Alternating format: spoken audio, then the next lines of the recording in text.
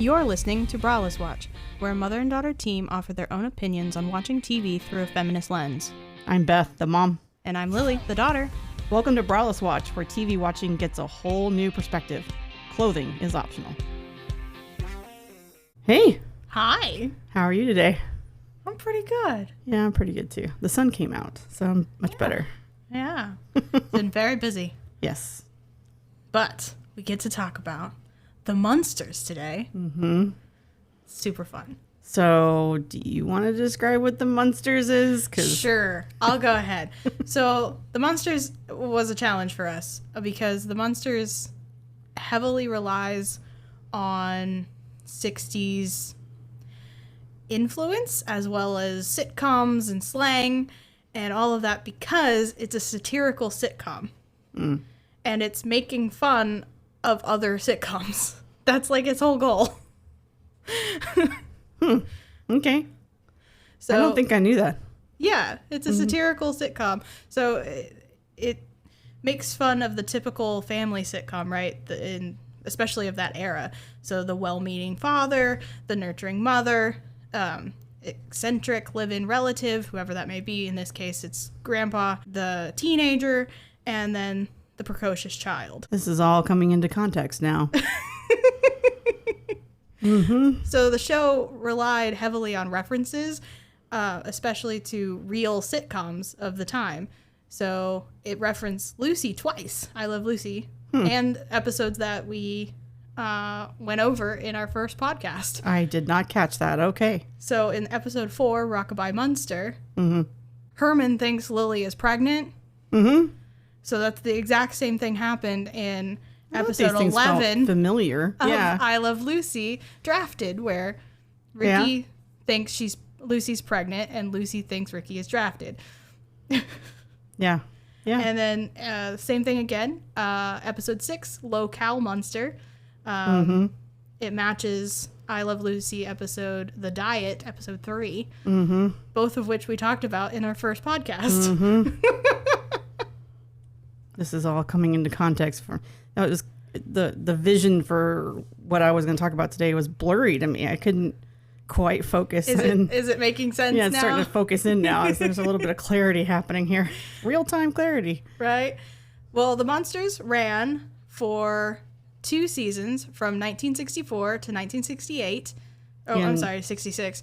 Yeah, 1966 is the ending. And we're covering the Munster season 1. But we're Season only 1. doing episodes 1 through 19. Yes, because there's 38 episodes, so we're only doing the first 19. Yeah, because 38 episodes is way too much to try to cover. That's way too much. That's way too Also, much. I gotta I kind of lost my ability to analyze it and examine it about episode 15-ish. So I would say this show heavily relies on the same jokes over and over again, so it's really hard to binge. It's great if you want to have something on that's not super heavy to think about. Yeah, there's little engagement with the audience, really. Yeah, you don't need to pay that close of attention to any of the episodes to get the gist.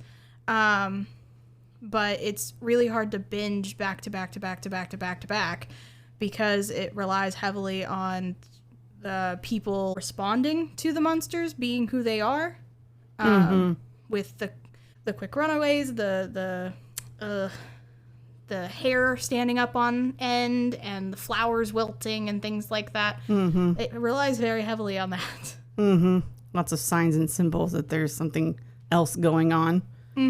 Yeah. Okay. Yeah. So okay. Do you want me to get into the history of how this became the Munsters?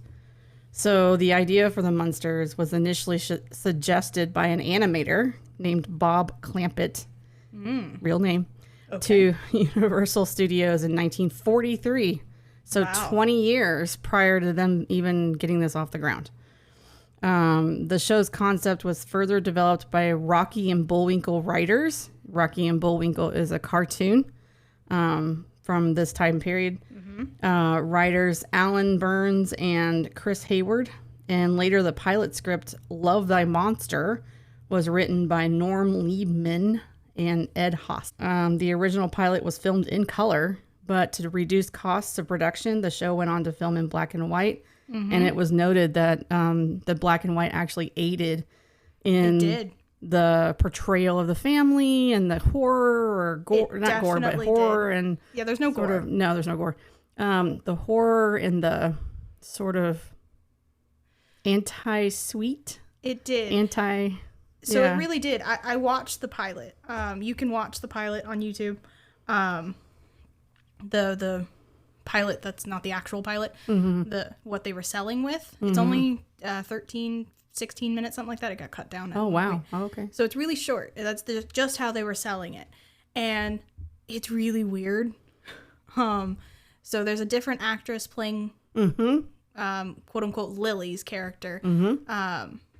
Her name is Phoebe, and she was too much like Morticia Addams. She was too stoic and less comedy. The show was very much more deeper. It was more horror like rather than more comedy like. Okay. There were comedic moments.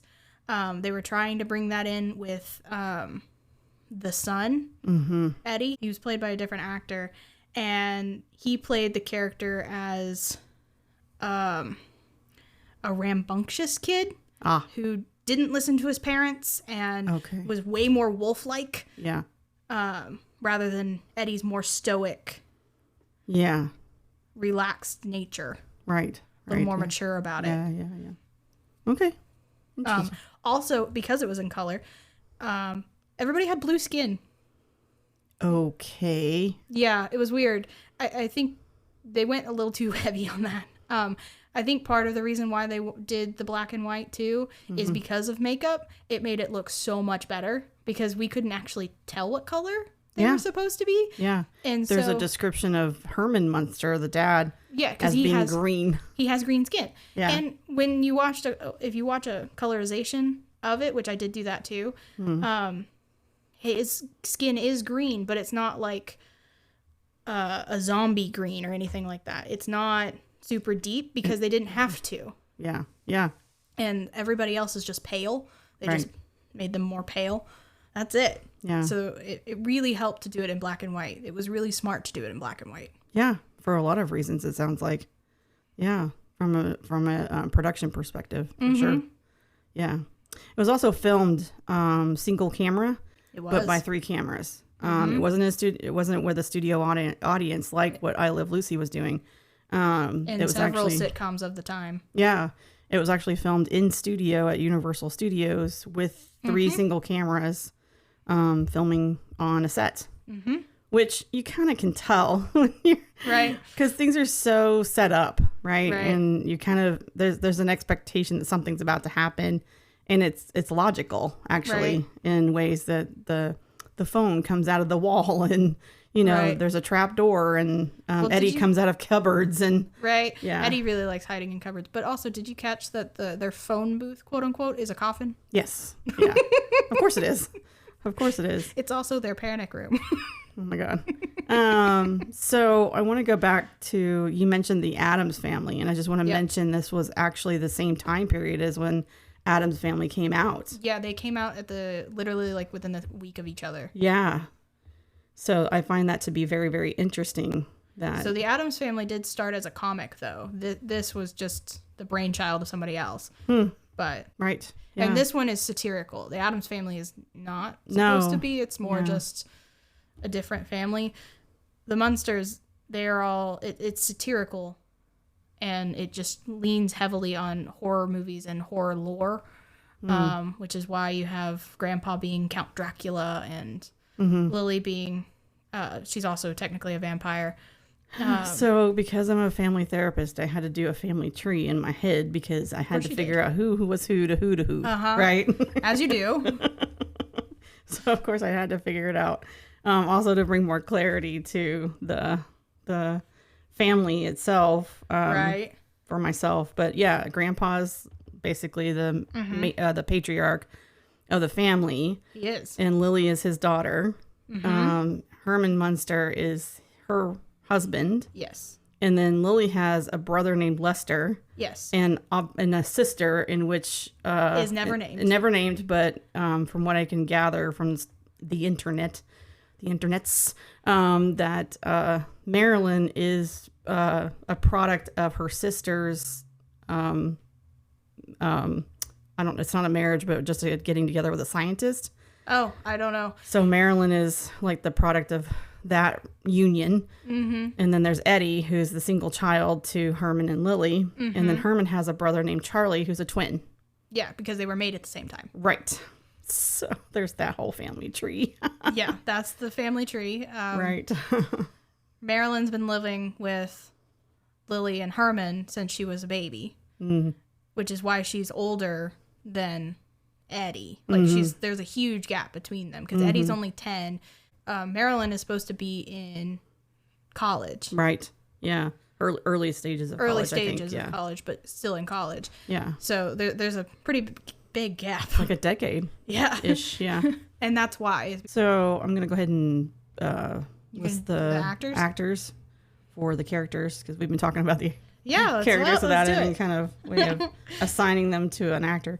Lily, who's the wife and mom in the show, is played by Yvonne DiCarlo.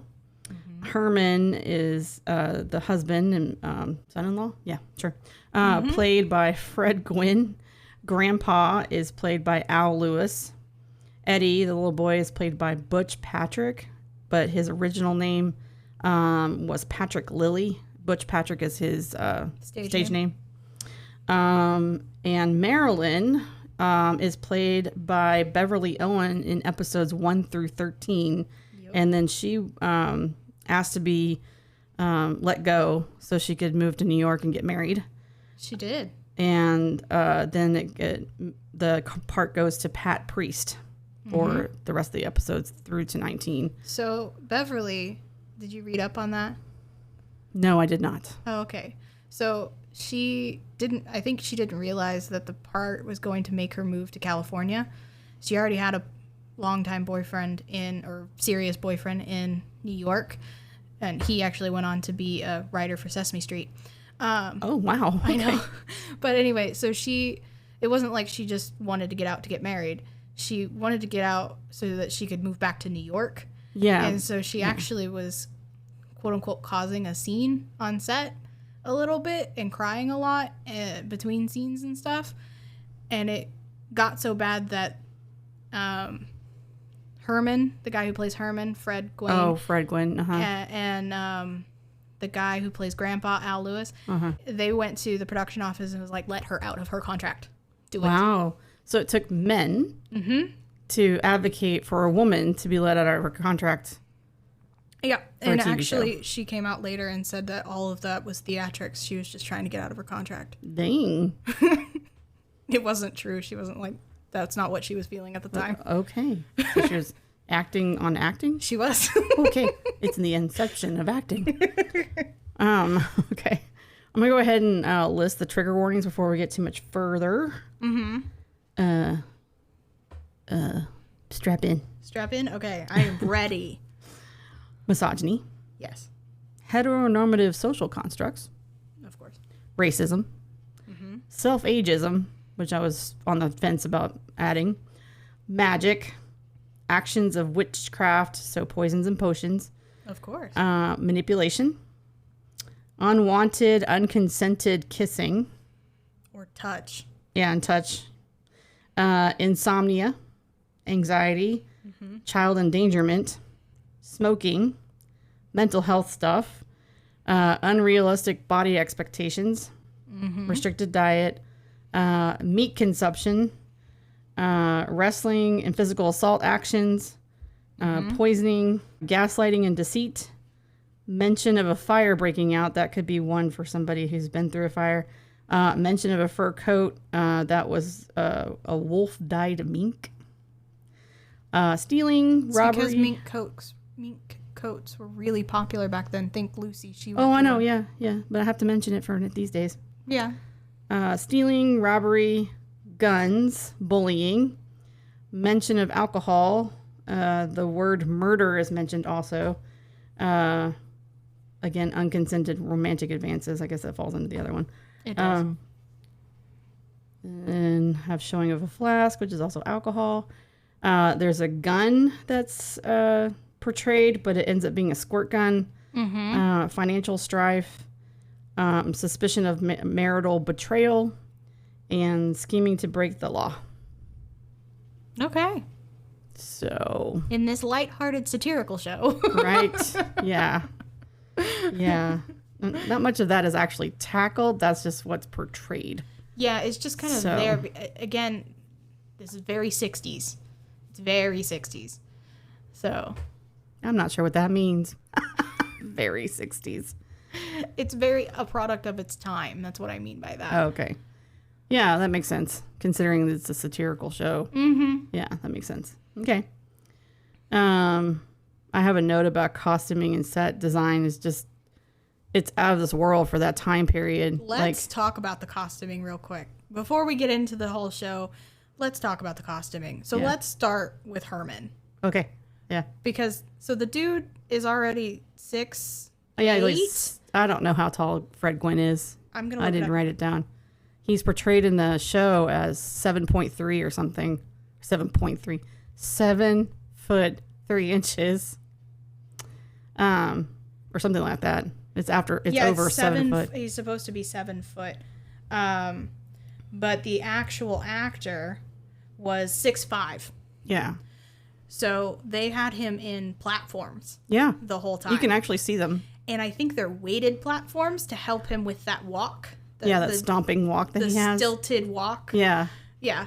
He's also padded. Yes, very much so. He's very, very padded, which actually in the original pilot, the very, very original color pilot, he wasn't padded. It was just him. It was very interesting. But anyway, yeah, so he's padded, so he's extra thick, I guess. Yeah, I heard. Yeah, sure, I talked to people about this show. Who are you talking to besides me? Nobody's still alive for that. I was reading that his costuming was so hot that in between takes they would have people come blow air up in his sleeves and his pant legs and stuff like that to help cool him down because it was super hot to wear. I'm not surprised, especially with the weighted shoes and the extra padding and stuff. I'm not surprised. I mean, just being a big dude. Yeah, he's already just really tall. Yeah. So they added all this extra stuff. Now, Lily's costuming is really interesting. So she's actually, so you can't tell because it's black and white, but she's actually wearing a pink dress. Oh, that's an interesting choice. I know. Huh. It reads gray, really. It does. But it's actually pink. Yeah. It's a light pink. That makes me wonder if the costumers knew how black and white film would pick that up. Probably. Wow. Because I'm sorry, it was super impressive. It was. The whole time I'm like, wow, they got to do that or they got that to work in this way with what they had at the time. There's no CGI or anything like that. No. There's no manipulation of the film. Not really. No. There's only one time where they definitely had to, and that's when Charlie is talking to Herman. Mm-hmm. Yeah. Because it's played by the same actor. So they literally had to splice it. Yeah. I was waiting for it because I was like, And they did a pretty good job. They did a really good job. I was super impressed with the whole situation. The set was awesome. The costuming was awesome. Like, from a designer's eye and from my artist background, it just seems so impressive to me that they got this pulled off in the early 60s. Because the TV had only been around a little over a decade when this came out. Right, but they were still experimenting, and it was so good. Yeah. So something else I wanted to talk about with Lily's costuming was that overcoat, the rough overcoat. The satin one. Yes, it's beautiful. It's gorgeous. It's actually brown. Oh, wow. There's photos of it at the NBC museum. Okay. Or whatever museum. You can tell it's not black because of the way it picks up light. Black. Yeah. So I thought it was going to be like a purple or something. It's brown. Navy blue sounds like it might be. Yeah. Wow. But it's brown. It would be really pretty in navy blue, actually. Yeah. It looked really good. It's like a cape with a hood, and it's all satin. A cloak. And that's what they call it. Yeah, it's a cloak. It's ruffled. It's very well made. Very well made. There's a lot of fabric because it does the loops. Yeah. It just hangs. Ruched is what it's called. Yeah, that's the word. Yeah. Yeah. That's definitely the For our word. sewers out there. So the last person I definitely want to talk about is Marilyn's costuming. Mm-hmm. Because, so, the character herself is based off of Marilyn Monroe. Oh, really? Yes. I didn't know that. Not like herself, but the costuming of her. Interesting. Is specific. That's It why explains why Marilyn Monroe kept coming up with the searches for me. I'm like, I don't want to see anything about her. Because, and if you look at a picture side by side, that's what they were going for. Oh, wow. Okay. Yeah. With the hair and the makeup. Yeah. Okay. And the recasting of Marilyn's character actually went so well, most people didn't notice. I noticed because except for the intro change, most people didn't notice. Right? I didn't notice in episode 14, and then episode 15, they have a really nice close-up shot. Yeah. Full frontal face, and I was like, that's not the same actress.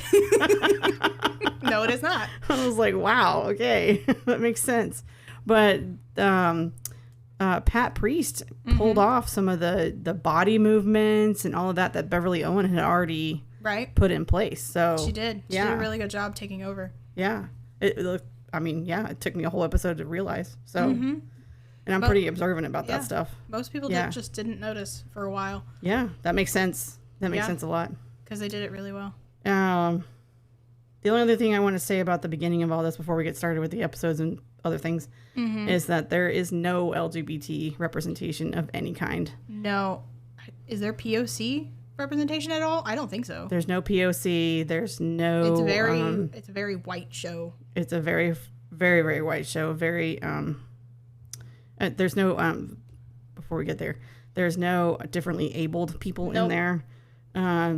The diversity is very lacking, and the way I conceptualize that is a sanitation. It's a very sanitized. Well, if you take it from a satirical show point of view, it's making fun of the shows that were already out. Right. That were very sanitized, right? That were already very white, so it makes sense that they are this. Yeah, it was a marginalization of the white family in a way that is discriminatory. Well, yeah, and of course this is coming out in the civil rights era, right? So it was very much trying to help show white people that you can be discriminated against too, and you shouldn't. Yeah, they have a quote about that, but yeah, of course.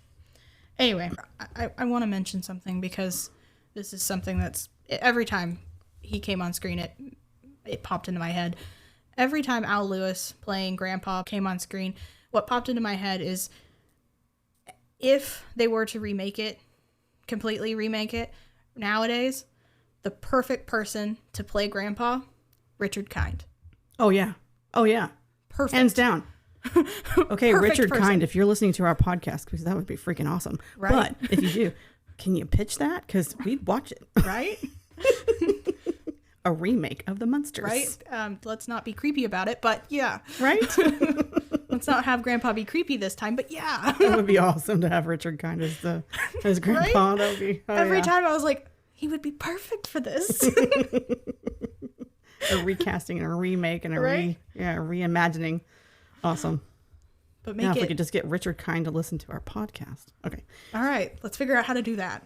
People send this to Richard Kind. Right? Different rabbit hole. Okay. Well, I guess first things first to talk about is the first episode. Okay. I really like talking about the introduction to a show. And the way the introduction to this show was very interesting. It was an interesting choice. Right. To do a masquerade party. Well, just the first scene. Do you remember the first scene? What is the first scene? The camera is 12 inches or 18 inches away from Marilyn's face with this guy trying to kiss her. No. That was the second episode. Oh, yeah. Yeah. So it's 2 episodes in a row where they start out with Marilyn's date. Yes. But the first one is where she's standing on the porch. Oh, right. Right. Yeah. Which was an interesting start. It was a very interesting start. It was a choice, let's just say. It was a choice. And I can't remember who opens the door or whatever, but then the door gets open and she goes home, goes inside, and then we get a better look at the set, and then the culture begins. Like we are introduced to their world, and I think this episode also is a really good introduction because it's a weird introduction to do a masquerade party, but it's an interesting introduction because you get the juxtaposition between a quote-unquote normal family and then also what society expects a normal family to look like and or I be put like. Normal in quotes, by the way, people. You can't see me. I saw them and I didn't say anything, so there's that.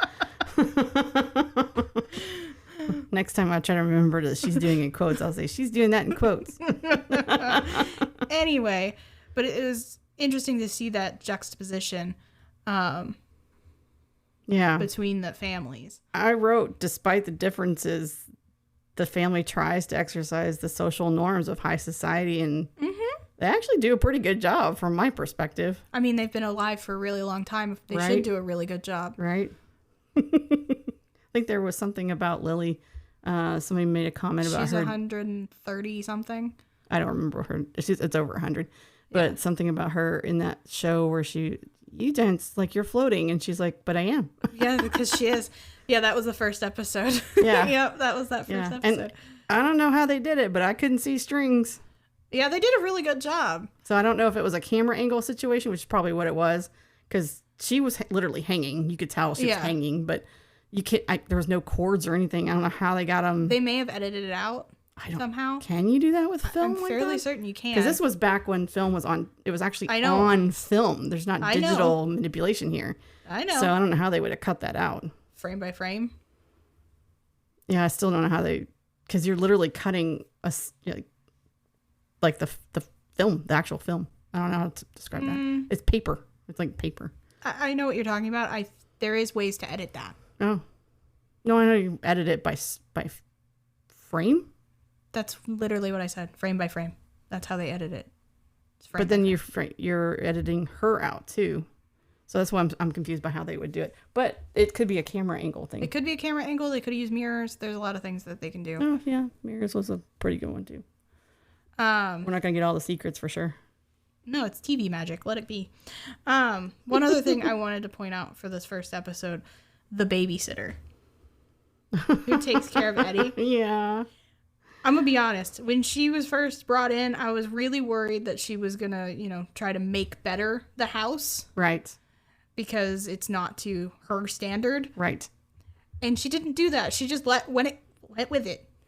She went with it and she didn't flee. That was the other thing. Nope.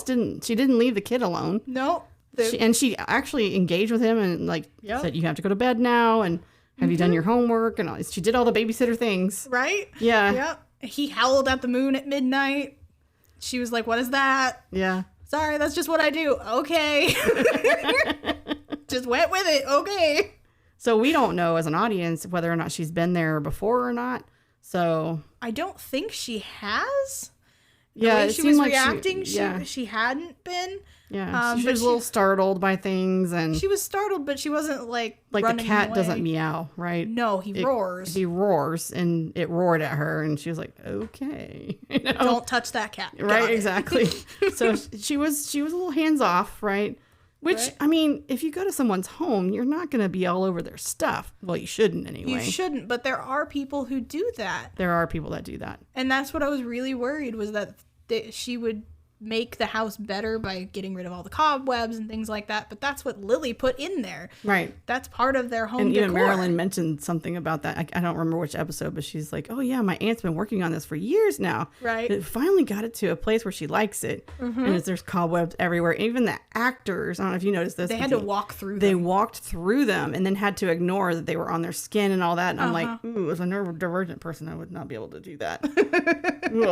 Well, a lot of them were wearing long sleeves. They were, yeah. So they couldn't feel them. Yeah. They just walked through it. It's still interesting that the actors just ignored the attachment of these webs and stuff. And whoever did the webs, like, kudos. Right. Because those things, they looked like regular spider webs. They were sticky and I don't know how they achieved that, but man, they did good a really stuff. good job. Yeah, yeah. And it looked really dusty in there. Oh, yeah. Yeah, yeah. They did a great job. Yeah, it was good.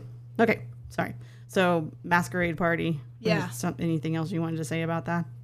No. Okay. I think it was really good of Lily to stand up for her family and Herman, even though Herman didn't realize that he was being picked on. Mm-hmm. Mm-hmm.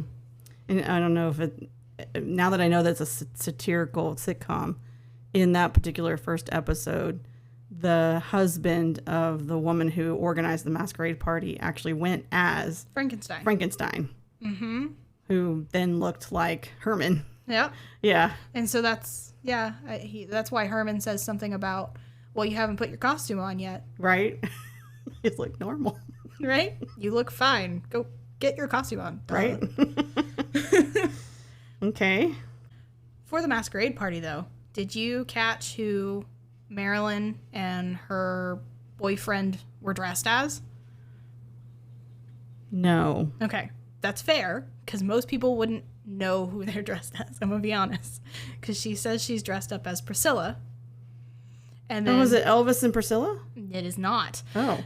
She says she's dressed up as Priscilla, and then her date says he's dressed up as John Aldine. So I had to look up who John Aldine and Priscilla were. What was that? So John Aldine and Priscilla Mullins were came to America on the Mayflower. And John was That's right. They're dressed as Puritans. Yep. I did catch that. Yeah. John was a politician from Plymouth, and he was the last surviving signer of the Mayflower Compact upon his death in 1687. Priscilla is known to literary history as the unrequited love of newly widowed Captain Miles Standish, the colony's military advisor, in Henry Wadsworth Longfellow's 1858 poem, The Courtship of Miles Standish. According to the poem, Standish asked the good friend John Aldine to propose to Priscilla on his behalf, only to have Priscilla ask, "Why don't you speak for yourself, John?" Woo! So even back in 1868, or not, it was, I'm sorry, 16, what was it? He died in 1687, so... 1680, whatever. The poem was written in 1858, but... Okay. Well, that makes... Yeah, okay. But it's about them. There's some women's lib stuff in the 1850s. Yeah. Anyway, so I found that interesting that that's what they were dressed as. Yeah, when I saw the costumes, I was like, well, that's a choice. Right, I did not. And I thought it meant... was. I thought it was a comment on the purity of the two of them basically being virgins. That's what I thought the comment was. Possibly. It could also be that Marilyn grew up hearing stories of this because we don't know Grandpa's history, so he may have known them. We do learn later he's from Transylvania. Right, we know that part. Yeah. And we know that he left there. We don't know when they left. Oh, yeah, we don't know how long, we don't know if they were part of the... No. Yeah, okay. So it could be that Grandpa was a part of that, and she grew up with stories like that. It's possible. I don't know. Okay. Anyway, I found that interesting. That is interesting. That was a little bit of a deep dive. I've got a lot of them, people. I am so sorry. I hope this isn't a super long episode, too. I was going to say, we might be here a while. So the next episode I wanted to talk about was the second episode, My Fair Munster. So the main reason I want to talk about this one is because this is what the pilot was, the original pilot, the unaired pilot. Oh, okay. Was the very beginning of this. Okay. Yeah. And this yet starts with another date. It does. Again, Marilyn is continually going out on dates. And I could not figure out for a really long time how old she was supposed to be. Mm-hmm. So I was like, is she a teenager? What is happening? I always just pegged her as like 19, 20, 21, 22, somewhere around that age. She has to be a teenager because Herman says something like, oh, teenagers, because something got left out or whatever. Okay, so maybe 18, 19. 18, 19. But when I first was watching this, I was like, is she in high school? Like, is that... I know, I had the same kind of question. It was very unclear where she was supposed to fit. And I think that's kind of on purpose because it's a satirical show of other shows. Mm-hmm. That she's allowed to sort of bounce a little, straddle that line of I'm in high school, no, I'm not kind of situation. Well, and I mean, if we go down a little bit of a rabbit hole and have comments on her portrayal of this character being in that age range, then she's marrying age, you know? Right. And well, she is. She's ready to be moved into the next phase of life, which is getting married and having children. Which during this time is part of what is mentioned in this episode, right? It is, yeah. It's mentioned by the family, Herman and Lily. Yeah, so I wrote the comment, the family wants her to marry so she doesn't become, quote unquote, an old maid. Yes. And I wrote that's a common trope from that time period. It is. And I looked up old maid. So old maid is a term for an unmarried woman who is older than what is perceived to be the prime age range during which a woman should marry, quote unquote, should. It can also indicate a woman who is considered unlikely to ever marry. The term originally, so old maid or spinster, they were used interchangeably. I was going to say, this is probably from the Victorian era. Yeah, so the term originally denoted a woman whose occupation was to spin, which is literally creating textiles on a spinning wheel. Wow. Spinster, spin. Yeah. So, yeah. To be reduced to that. So that's, yeah. I have comments, but I'm going to keep them to myself at the moment. I mean, yeah. There was a lot with that episode. Yeah, I have a quote here that, you know, Grandpa says, now for some woman's tears. That is some powerful stuff. Yeah, that's what he put in the potion. And then also, I forgot that this was part of this episode. You have the other people falling in love with Herman and Lily. That was very weird. It was an interesting social comment on the willy-nilliness of falling in love. I guess the comment would be that if you're under some kind of influence, that it would cause this problem or cause you to stray. Because the beginning of the show was, I wrote down, it starts with her date, and it starts with a heteronormative social construct. Right. And then by, halfway through, people are falling in love with other people and chasing people around, and it's like, what is going on here? Well, it makes sense when it's a satirical show. Right? Yeah. Well, and you also have the neighbors and the postman. Right. They're the ones, they're against the Munsters, but then they're the ones that end up, quote unquote, falling in love because of the potion. Right. Yeah. Yeah, I had another quote from the neighbor. It says, this was such a nice neighborhood until, quote unquote, they moved in. Rude. So it's an othering, right? Rude. Yeah. Lily does have a fun quote in there, though. She says to Herman, she says, "Do you think you're the only one who works hard? How would you like to have to clean 9 rooms in a dungeon every day?" I didn't catch that. Yeah. Yeah. She says that directly to his face. I mean, he seems to take it. He does. So the next episode I wanted to talk about was episode 4, Rockabye Munster. Can I just whip you back to episode 3 for one comment? Episode 2? No, episode 3. Because if we're just going to go in order, one little thing in episode 3 that I need to comment on. Okay.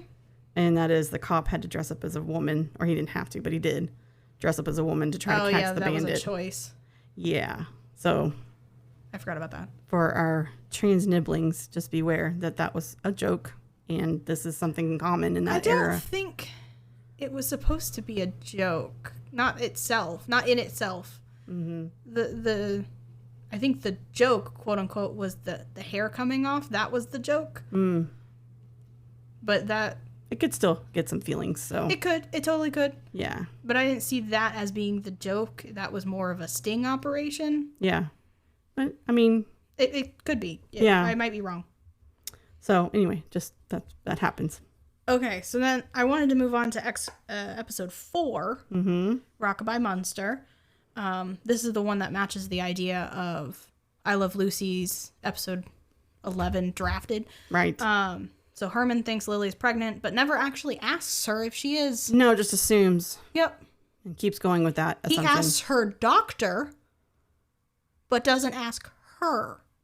Also, one thing I meant to point this out before we got too far into this. These are aired out of order from production number. And you know that because of this episode. This episode with the Locale Munster episode. That the Locale Munster episode, I think, is where the doctor is introduced. Or really? But he shows up first here when they go to his house. I thought the doctor's character was a little weird. That's why.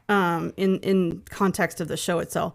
Paul Lynde plays the doctor. He does a really good job. Well, he's a consummate actor. I mean, if you know who Paul Lynde is, and if you don't, please look him up. His comedy is on point, man. I will say, I love Paul Lynde. I grew up with him on screen. So, yeah. I will say, as somebody who can take off their glasses and not see anything, that's not how glasses work. Exactly.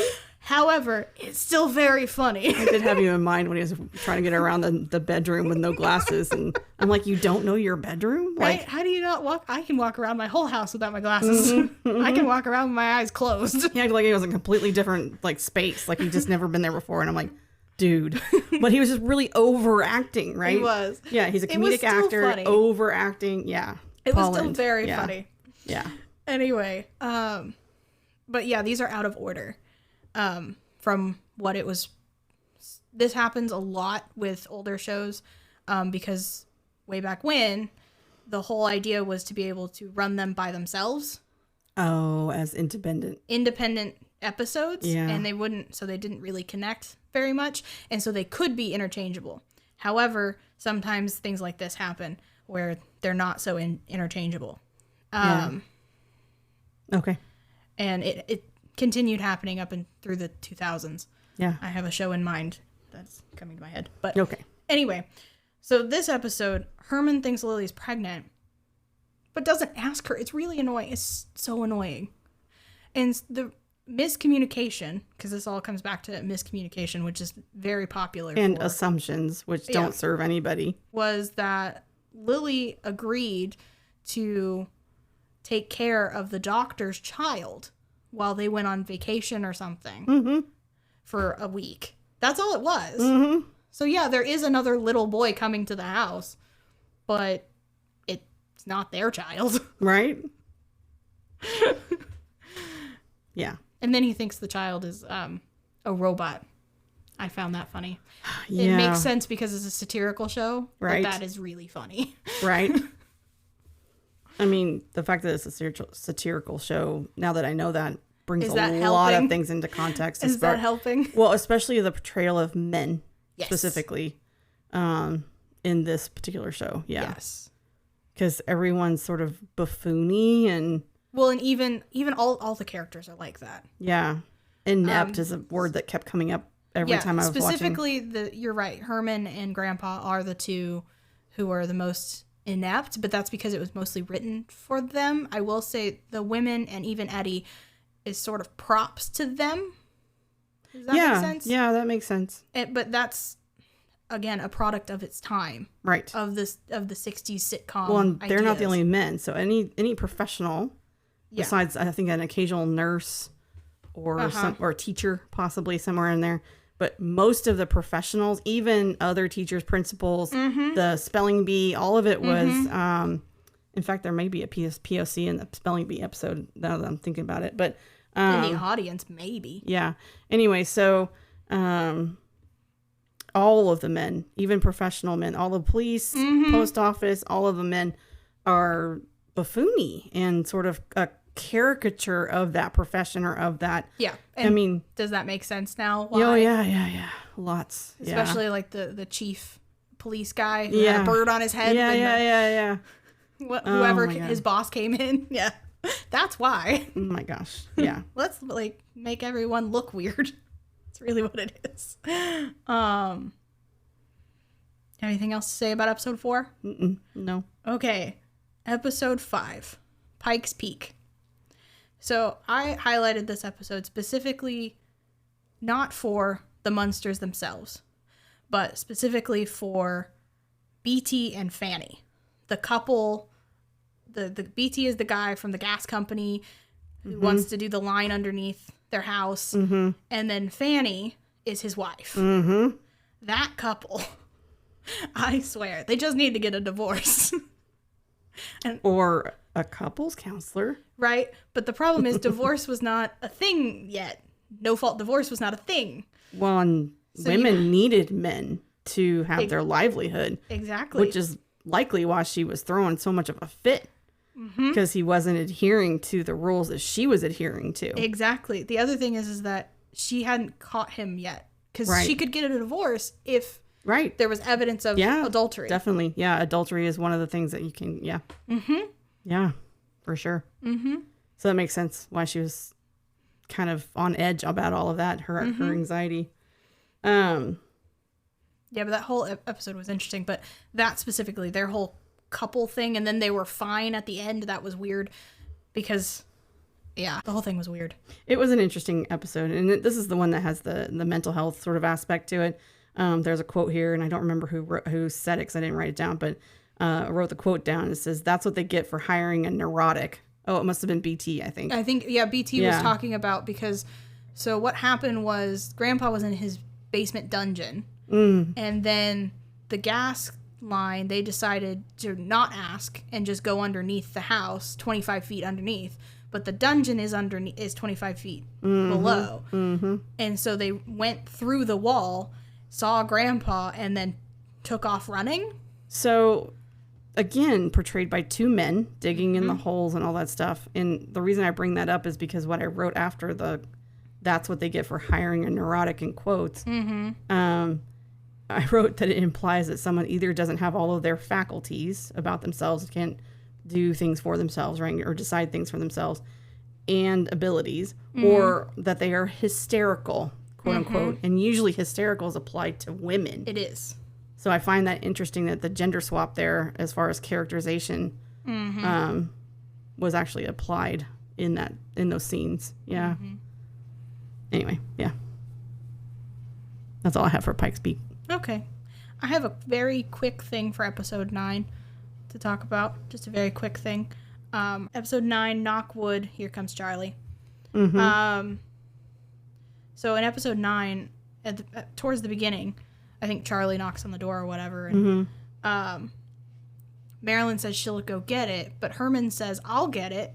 You can never tell when Mr. Right is going to come along, and if you go to the door looking like that, you're liable to scare him off. Oh my God, she was in her PJs. She was, and she was wearing what's called a Marobu robe, or a rich widow robe. What? Yeah, it's where it has the feathers and fluff on the edges. Yeah. That's what she was wearing. They were very common from the 30s through the 60s. Yeah. They're just dressing gowns. That's what they are. Yeah. But yeah, I just found it funny. Well, I mean, so inside the house, I don't know if you caught this, but inside the house, Marilyn is the ugly one. Yes. She doesn't have any. They call her ugly duckling. Yeah, they don't have any. She doesn't have any distinctive features. She doesn't have any of the. Well, she's, as far as we can tell, very human. Yes. She's not a vampire. She got more of her dad's side, which is a scientist, and less of her mom's side, which is more of the Dracula. Well, line. We're assuming that her mother is a vampire. We're not sure, right? Because Lily's brother is a werewolf. Yeah. So we don't exactly know how the genetics go with that. I mean, can we even apply science to this at all? No. Yeah, no. Because how did Lily have a werewolf? I don't understand. How did Dracula have a werewolf? Whatever, the Count. I had a quote from episode 7 that highlights misogyny. Oh, sure, if you want it. It was a joke. Okay. Told by Herman. He was reading the joke book. Oh, yes. Lily's face was classic. I loved it. Oh, yes. The actress just really pulled that off. But he's like, I'll tell you a joke, thinking it was all innocent and stuff. Uh-huh. This is the ineptness that comes through, right? Uh-huh. And he says, I just invented something to keep the inside of my car quiet. It fits right over her mouth. I'll just let that one sit there and hang. I will say that joke book does not exist. However, I looked up I Died Laughing book to see, and there was a funeral education book that popped up. And I was like, oh, that sounds up their alley, though. It does. That's not it, but that sounds up their alley. So I'm wondering if this was added to highlight the ineptness or the social... well, again, a lot of the time they were making fun of a specific show. Yeah. So there's probably a show of that time, whether it's Father Knows Best or something like that. I was thinking Leave It to Beaver or something along those lines. Those kind of shows, yeah, where they had something along those lines. Eesh. Eventually we'll have to watch that show too. This show is leans heavy on tropes, but that's the point, right? Yeah. Take the low-cal Munster episode, right, where he goes on a diet. He's supposed to lose 100 pounds in a week. Take the small thing that somebody does and let's go extreme with it. That's and they also do the gender flipping because Herman's the one actually doing that, where it's... He is. Yeah. Because he's trying to fit into his World War II uniform. Mm-hmm. So he can go to the vets thing. And he ends up not doing it. He ends up losing enough weight to put this is not... No. Giving away any details that are terribly bad, but... he ends up wearing a girdle. This is full of spoilers. Right, yeah. That's what this whole podcast is. He ends up wearing a girdle at the end to try to get it on. Doesn't it pop off? No, I don't think so. I think he just... They figure out that he's not quite fitting into it. Right. And they're like, what do you have underneath you? Also, his shape is different. Right. He's less square. I think Lily goes to touch him or whatever. Oh, yeah, she's trying to hug him or something. Yeah, and she's like, what is this? Yeah. So in that way, there is some gender. Mm-hmm. They're playing with gender here. They are. Yeah. So yeah, interesting. Okay. Right. They're playing. Let me put it this way: they're playing with gender in a heteronormative way. They're playing with gender roles. They're not playing with gender. Yeah, gender roles. Yeah. That's really what it comes down to is gender roles. Yeah, from a sociology's perspective. Right. Yeah, right, for sure. Right. Okay. All right, shall we move on to episode 12? The Sleeping Cutie. My goodness. Yeah. So, obviously, this is a Sleeping Beauty parody. Mm-hmm. And I put a Sleeping Beauty parody gone weird. Mm-hmm. My main question is, why the hell does Marilyn go with that guy? I don't know. Right? And this is where... I was really confused about her age. Right. Because I was like, if she's in high school, this dude is like a VP or going to be a VP of this company. He's a good 10 years older than her. He's just, what the fuck? Right? Yeah, the whole thing was weird because they actually convince him, which he works for, he's like an executive, right? He doesn't seem like the type to be convinced of anything. He works for an oil company. Yeah, it's called Reliable Oil Company. Yeah. Which I found hilarious. Very generic name. Well, reliable. They're not fucking reliable. No, they're not. Yeah. But they're there because Grandpa created a gas pill. Yeah. Something to turn water into gas. Yeah. And that's gasoline, not a gas, but not gasoline. A gas. No, gasoline. Yeah. For a car. Yeah. For a motor of any kind. So the Reliable Oil Company wants to buy that formula from him. Actually, they don't. We find out at the end they don't want to buy it. Right. They want to stop him from releasing it. Right. And they want to pay him for that. Right. Which I have the money for that, but we'll get into the money later. I have a whole money section. Oh my gosh. We'll talk about money in a little bit. Okay. But this whole episode, they convince him, and then he does it, and then he kisses her again. Well, I mean, she's got insomnia, so Grandpa gives her a potion to make her sleep. Right. And he gives her the wrong one. He gives her Sleeping Beauty rather than one for an insomnia, just a general sleep. So that requires someone to kiss her from their perspective. Well, that's the story, right? That's the Sleeping Beauty story. It's annoying, but that's the story. Yeah. But yeah, this strange man just comes in and kisses this girl because he got convinced. And then he kisses her again. And then she just walks off with him. Right. And then she leaves with him. She's known him like 2 minutes. Right. And just woke up from this long sleep. Right. Like, I don't know about you guys, but my hair's a mess and I'm groggy and I don't, I bitch and moan about I just got out of bed. So I'm not going to be wanting to be anywhere near. Also, the breath situation, like, seriously. Right. There's a lot to this. There's some weird parts in many of the episodes because, like, in episode, I think it's 13, when they do the family portrait, the portrait people stay with them for a day. Right. There's some weird timings on that. There's the lady who is trying to get with Grandpa to kill him. Right. For his inheritance. Yeah. And then she stays with him immediately. It's just very weird. This just makes me wonder, like, now I want to go back and watch each of these episodes and try to tie it to a show that it's parodying. You probably could. Either a show or, as in this case, the Sleeping Cutie is the Sleeping Beauty. Right. Yeah. Or some kind of original story. Or yeah. Because I'm wondering if some of this came from the Twilight Zone. Because I'm like, how did they get this story?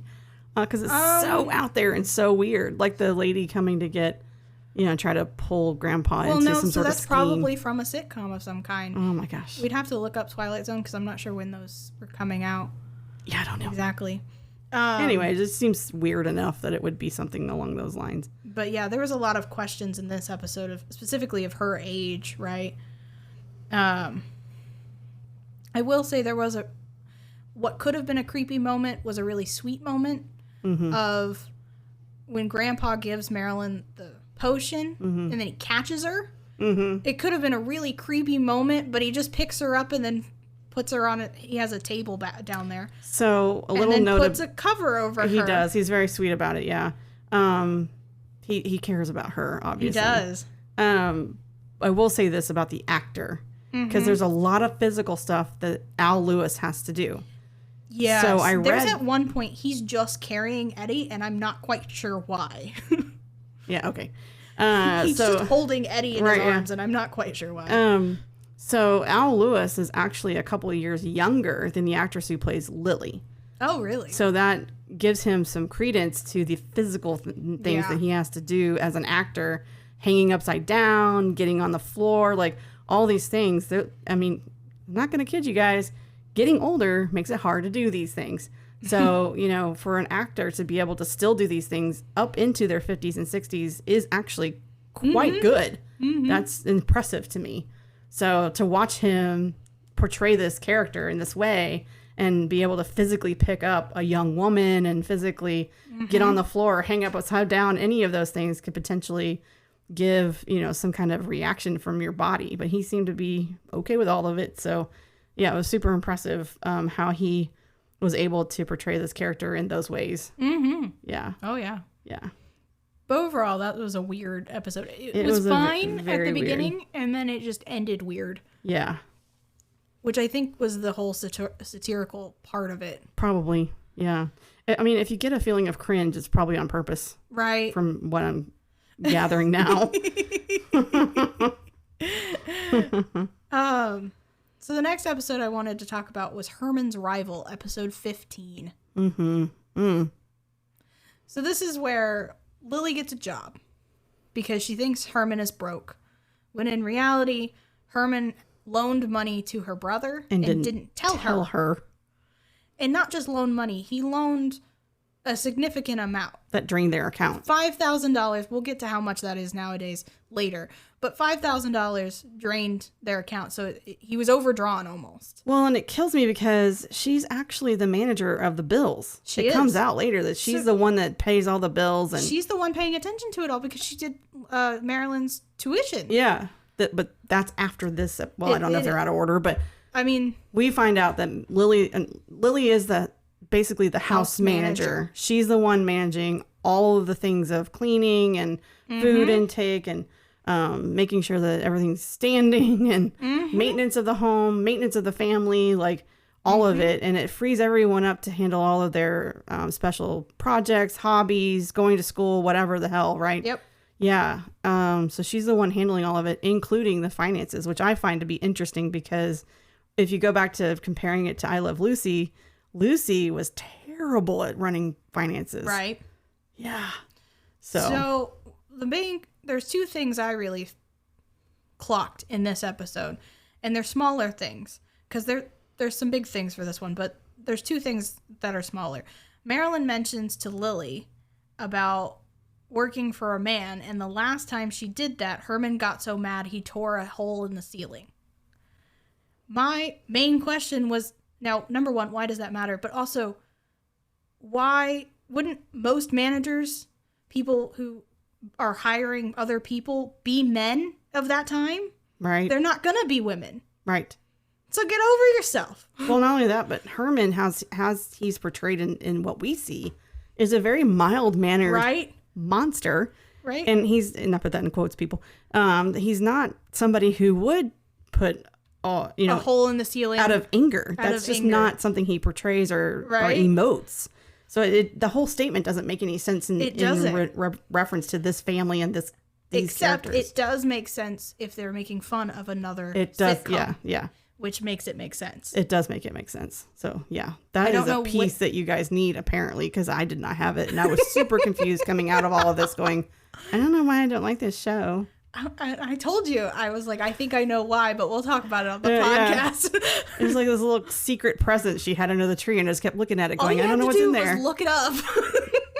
I mean, I looked up a ton of stuff and none of that came up. Yeah, so it's a satirical show. I find that interesting. Yeah. So the second part of this episode, this one bothered me more than anything else.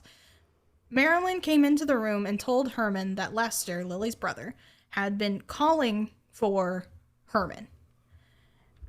Herman looks at Grandpa and says something like, it must be about the Money.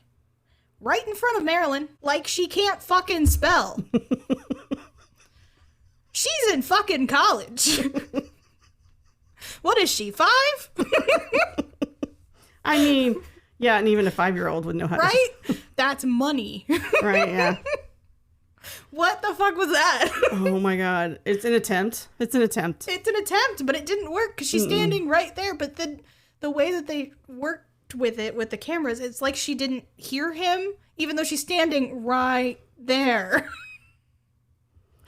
I mean, it does speak to the adage about children, specifically about being what's the statement that I'm trying to come to? There but not there, basically. Well, they're supposed to be ornaments, right? They're to be well, that's what I was saying earlier. Spoken to, not spoken, not to be, to speak out. Yeah, not to speak out. Yeah, I can't remember the statement. Oh, that's gonna bother me the rest of the day. Spoken to, but not heard. Something along those lines. Yeah. Anyway, that's what I was saying earlier. Is that really Marilyn and Lily and Eddie are all ornaments and props to specifically Grandpa and Herman to push the story along. Because there's even the episode with Marilyn's tuition. I don't think they ever resolved Marilyn's tuition situation. Nope. They just let it be. Nope. And Herman stepped in it, basically, by... He caused another problem. Being inept and not understanding the situation. Yeah. Yeah, he tends to just go along with whatever is happening rather than sticking up for himself. He doesn't know any social constructs, which is totally not true. Right. Because he ends up holding a job and Okay, so let's talk about his job real quick. We didn't know even know he had a job until several episodes in. Does he work at a funeral parlor? He works at a funeral place. I don't even know if you can call it a parlor per se, but apparently he's like the person who does all the inventory and that's fine. He doesn't do the embalming stuff. He's just somebody who handles all the It was just unclear what he was doing. Yeah, no, and also at one point he was talking about a florist or working with a florist. Well, I think that's for the funerals. Right. Yeah. Because there's a part where he's he's an operations person. He's standing around a bunch of flowers and says, "I'm not going to be home on time" or whatever. Yeah. Yeah. It's unclear. It's completely. I don't think unclear. it matters though. He also makes a joke about coming home from the salt mines, and that got me really confused. I was like, I'm fairly certain he works at a funeral parlor. Well, that's your autism coming through, because that's that was just a euphemism for coming home from work. Well, he says it twice. That's the thing. Also, it's probably this sort of little bit of a cover of, I've been working so hard. Right. I sweated at my brow today. And no. That's not, that's no. Anyway, that whole episode was interesting, to say the least. You want to hear the quote that got me in that episode? Sure. Lily says, the women of our family have always stood behind our men. Yep. What? She also continues, we've always been ready to put our head on the block and our shoulder to the tombstone. Yeah. That was right after that. Yeah. She also says to Marilyn soon after that, no, you need an education. You'd be surprised at the number of men who will marry a girl for her brains.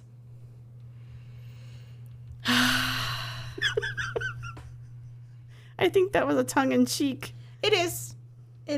Because if she married somebody that was going to, like, use her brains... I'm thinking Nightmare Before Christmas with the little character with his brains. He opens his head and scratches his brain. Yeah. Anyway, that whole episode was really interesting. It was, yeah. Because Lily gets a job. Herman thinks she's cheating on her. Yeah. Or on him, I'm sorry. And that's the second betrayal type. Yeah. But again, if you put it in between context of being satirical and making fun of other sitcoms, it makes sense. Also, it's the heteronormative. Yeah. You're not adhering to the marriage vows, blah, blah, blah. Yeah.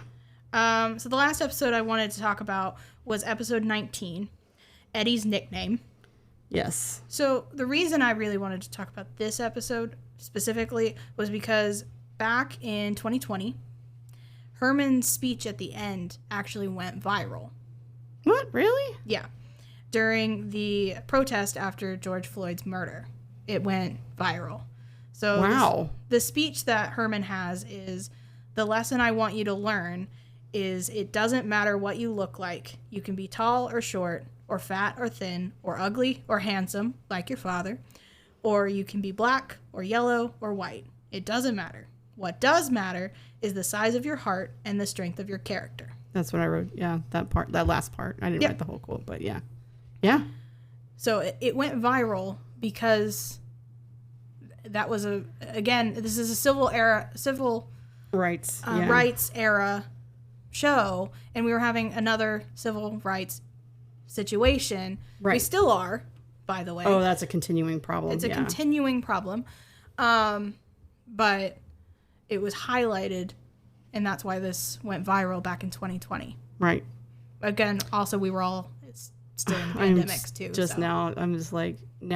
I'm leaning more like 80%. Somebody needs to redo the Munsters because I think it would really fit as a satirical sitcom now. It really would. And Richard Kind. I don't have an idea for anybody else, but Richard Kind for Grandpa, and I can figure out other people for the rest of it. Right. But yeah, I wrote that down because that was so poignant, and I thought, this is the midway through the series, and I kind of wonder what prompted that little statement, that little speech there. Well, again, it's civil rights time. Yeah. That's part of it. That's kind of what the point of the show was to not make fun of other people, no matter who they are. Right. That's the general statement of the show. And weirdly, because I didn't know about the satirical piece, right? Mm-hmm. Weirdly, I did get that when I watched that scene. I was like, this is the crux of the show. Right there. This is the whole point of the show. Mm-hmm. This is what they're trying to teach people. Because there are people, that's the thing, is that some people run away from the Munsters. Some are shocked, some are scared, but then some of the people are perfectly fine. They do not care. How many times have differently abled people had them run away or make fun of them? How many people have stare? How many people have in trans folks, LGBT folks have had that happen to them? How many people of color have had that happen to them in real life, in real time, in restaurants, in libraries, in grocery stores, in a gas station? It doesn't matter where you're at trying to manage your life. Yep. That this still happens in 2025. We are still having this problem. Yep. So yeah, it's timeless. It's a timeless writing. Yeah, it's a timeless message. I will again repeat that this is not a show to binge just because it relies heavily on the same things over and over again, but that message is still clear every time. Right. It is. Yeah. Yeah. So. Very powerful stuff, for sure. That's the main thing I wanted to point out for that episode. That's what I had for the episode too. And I will also point out So the guy who plays Eddie Munster, Butch Patrick, he's 10. Well, he was 11 when this was being recorded. So he actually is short, but he's not as short as you might think just because of the amount of the people. Known, he grew in the time of the show. Just in the 19 episodes, he grew. Of course he did. Because he was growing into his teeth. Yeah. Well, at one point they put fangs in. Oh, yeah. Yeah, at one point they put fangs in. I don't know if they kept them. So every now and again, well, that's the other thing. The costume does change a little bit. So like Herman's hands have hair on them sometimes, and then they don't other times. So yeah. Yeah, the doctor makes a joke about, you brought your pet. He makes a joke like 3 times or something. So he makes the joke. So it makes sense when you watch it in the order it was supposed to be with the low-cal Munster, and then you watch the other one. It makes more sense. Okay. Because in the first one, he makes the joke because he can't see. He doesn't have his glasses. He makes it twice. And then the next time, he can't find his glasses when he goes to answer the door. And so he makes the joke again, which it's not actually a joke. That's what he truly thinks. So going on to miscellaneous, because there's a lot. We've got a lot, people. So strap in. I have a whole section on just the money amounts.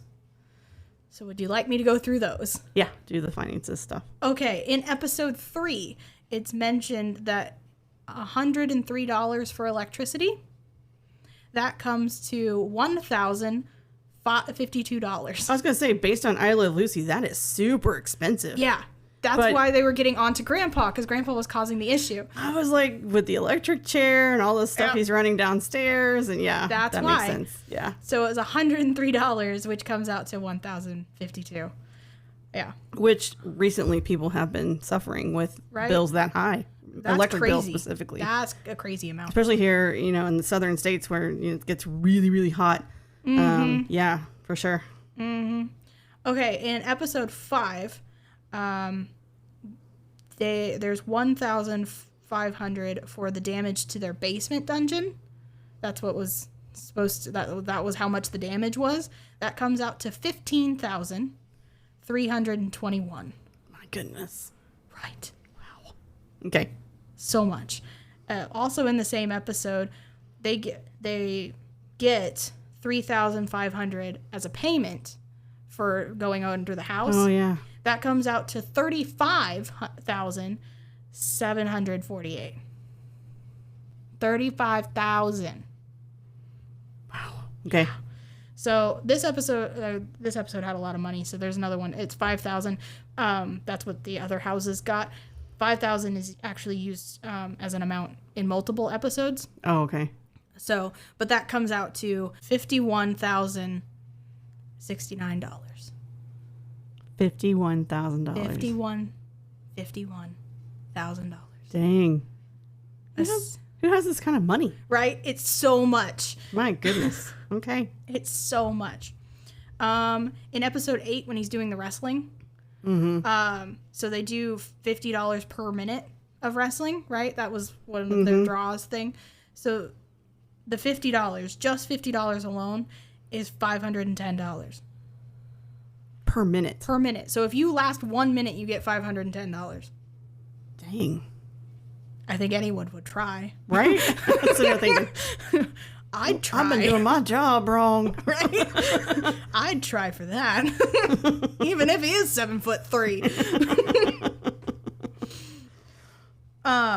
Also in episode 8, Herman gets a $1,000 fire safety award because he cleared out the arena so fast. Oh, yeah. That comes out to $10,214. No, wow. Of nowadays money. Wow. Yeah. Okay. That's so much. So, to me, that sounds like the prices are a little inflated, which would make sense with the satirical lens. Yes, it could be inflated. For them, it's inflated. For that particular time period, it makes sense. Yeah. Yeah. But if you put it into our numbers, right, it makes it even more. Right. Because 103 doesn't sound that bad for electricity. But when you put it in context, if you put it in context, that's $1,000. Yeah. Wow. So the last number is the 50,000 to not use the gas pill. Yeah. You want to take a guess how much? 500,000. Yeah. because it's roughly 510. I'm not good at math, people, but you did. I did figure it out that it's 10 times roughly, the amounts. Yeah. My goodness. Only because it was 10. If it was like 8 or something, I'd be screwed. But, it's close to 10. It's close to 10. It's around 10, yeah. So average is, 500,000. Yeah. The numbers were astonishing. Yeah. All right.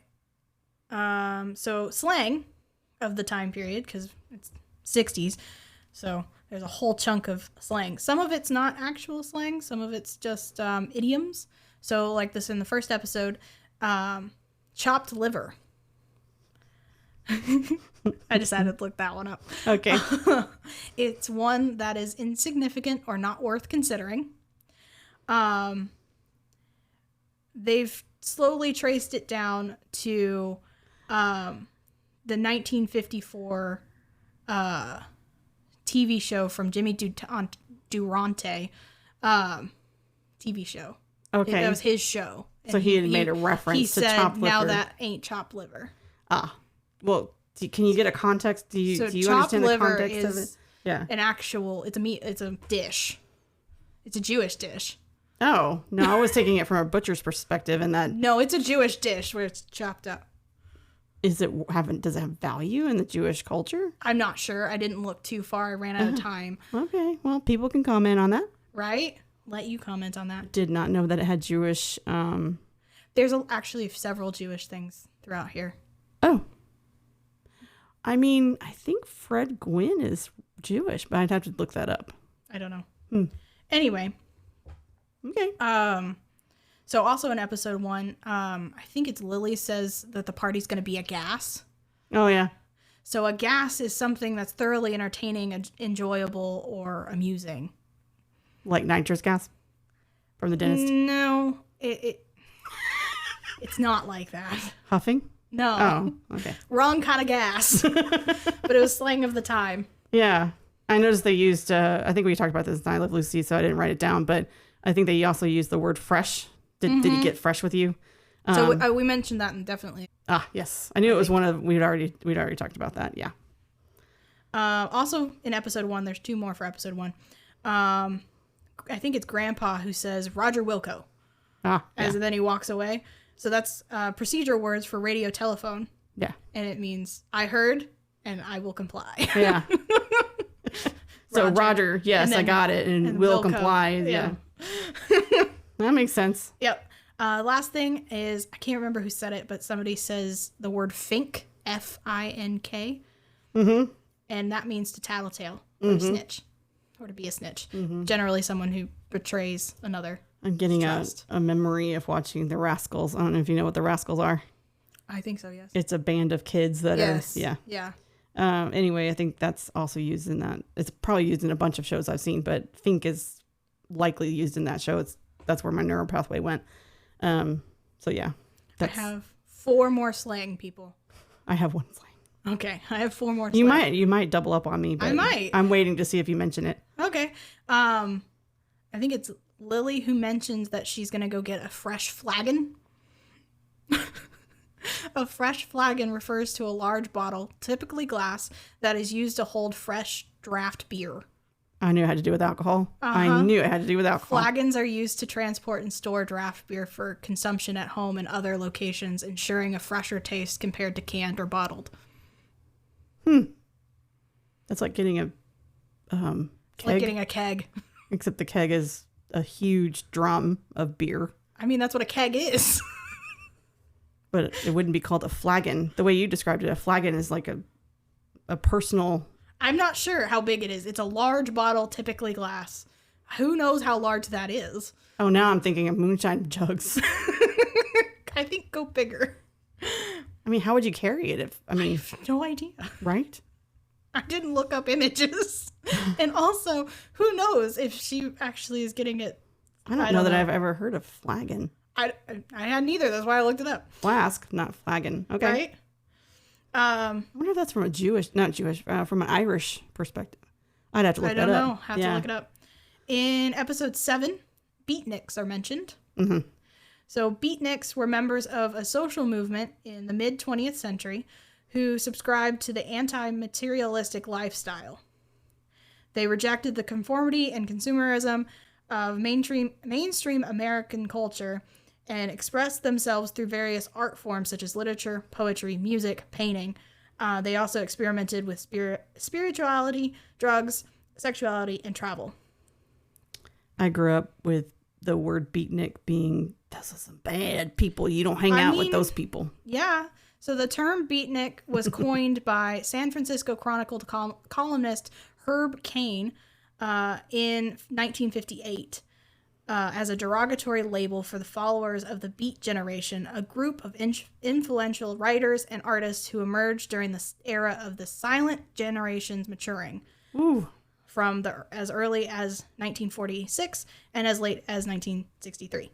But the subculture continued and was prevalent through the 50s. Mm-hmm. Beatnik. I went down some deep dives, people. I mean, I like the word beatnik. I think it's cool. It's a mix. So the nick part is actually Russian. Oh. So that's why it was against, because it was, Cold interesting. War, okay. Cold War time, right? Yeah, so yeah. That's why they took the nick from Russian. Anyway, in episode 8, I think it's Lily who says heavens to Betsy. Aw, damn, you snagged it. That was the Easter egg I had. So maybe you know more than me, but it means good gracious or good heavens. It has an unknown origin, but could come from historical figures like Betsy Ross or the gun Old Betsy. Yeah, which is a pistol. I went to a really obscure website. Hopefully it didn't do anything on my computer, but it was people blogging or having a conversation about the background of this, and I just copied and pasted what I thought would be relevant here, and I'll just read off what it says. No one has been able to uncover the origins of this old exclamation of surprise, joy, or even annoyance. Etymologist Charles Earl Funk tried hardest, devoting several pages to the expression in his book of the same name. Possibly the phrase was known in Revolutionary War days, he writes, but I doubt it. Nor do I think, as some friends have suggested, that it pertained in any way to the maker of the first American flag, Betsy Ross. It is much more likely to have been derived in some way from the frontiersman rifle or gun, which for unknown reasons he always fondly called Betsy. However, despite exhaustive research, I am reluctantly forced to resort to the familiar lexicographical locution, source unknown. Yeah, source unknown. So we don't know where that comes from. No, we have no idea. Yeah. I have one more. Okay. Episode 14, I think it's some guy, Herman's walking by, and some guy says, what's up, Mac? And Mac, yeah. Heard that before. So it's basically, it's used by men to address another man that they don't know. It's like mate. Yep. Over in the UK. Buddy, friend, pal, amigo. Right, yeah. All of these are used to say, I don't know you, but I'm talking to you. Dude. That's another one. Dude. Yeah. All right. That's all I have for slang. We did it. We did it. I don't think I have any more slang. No. Okay. All the rest of these are just random stuff I put down. Okay, so I have a whole section on people. Shall I go through that? Sure. All right. Hopefully it's not too long. Again, it relies on references, so they reference people of the time. So we'll start with episode 2. Elizabeth Taylor was mentioned. Yep. Let's start with her. So she's a British and American actress. She began her career as a child actress in the early 40s and became one of the most popular stars of classical Hollywood cinema in 1950s. I did not know she had British background. Yep. And then she became the world's highest paid movie star in the 1960s. Which, for a woman, is a huge achievement. So I'll continue because I have more on her because she's really interesting. Throughout her career, Taylor's personal life was subject to constant media attention. She was married 8 times to 7 men, converted to Judaism, endured several serious illnesses, and led a jet-set lifestyle, quote-unquote, including assembling one of the most expensive private collections of jewelry in the world. Mm-hmm. She's a very interesting woman. I have one more fact about her. Taylor was one of the first celebrities to take part in the HIV/AIDS activism. She co-founded the American Foundation for AIDS Research in 1985 and the Elizabeth Taylor AIDS Foundation in 1991. Yep. How awesome is that? She's a amazing. Really cool person. Mm-hmm. Yeah. I think I have the most on her. I'm going to be honest. Everybody else is pretty quick. She had a lot of conviction. Yeah. And she did not waver from that. And it may lean to why she got married several times, because they just couldn't comply or be. She couldn't comply because she didn't want to. And right. That's fair. Maybe that's what it was. Yeah. So, yeah. In episode 4, Bat Masterson was mentioned. Bat. Okay. So that's a nickname. His real name is Bartholomew William Barclay Masterson. Oh my goodness. That's why he went by Bat. So he was an Army Scout, lawman, professional gambler, and a journalist, known for his exploits in the late 19th and early 20th century in American Old West. Wow. Yeah. And again, a very interesting and eclectic person. Wow. Very, very much so. There's a lot to him, but one of the facts I found that was really cool. He became close friends with President Theodore Roosevelt and was one of the White House gunfighters who received federal appointments from Roosevelt. That included Pat Garrett and Ben Daniels, as well as Bat Masterson. White House gunfighters. I don't know what that is. I didn't look it up. I didn't have time. Right. But now I want to. Right. What the hell was that? I mean, I'm getting the sense that this show, The Munsters, was culturally relevant in its satirical it wasn't just delivery. It wasn't just current, right? Because that was old-timey, right? Because he died in 1921.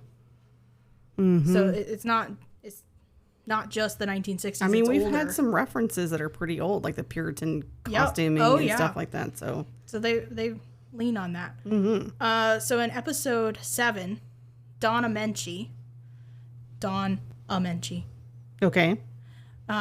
He was an American actor, comedian, and vaudevillian. Mm-hmm. He went from radio star to movie actor, and then also did television. Wow. That's the trifecta. Ran the gambit. Yeah. Yeah. So he did movies, and he played the leading man most of the time. Yeah. Okay. Either he was really good or he wormed his way in there somehow. He was really good. Okay. That's what got him that his name contract. Doesn't ring a bell for me. Okay. That's fair. He's probably just a generic white leading man. Probably, yeah. Yeah, I bet if I saw his face, I'd be like, oh, I know that dude. Right.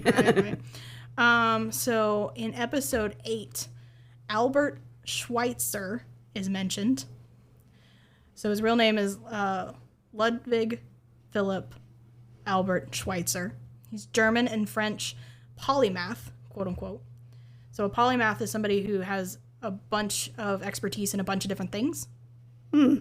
So he was a theologian, an organist, musicologist, writer, humanitarian, philosopher, physician.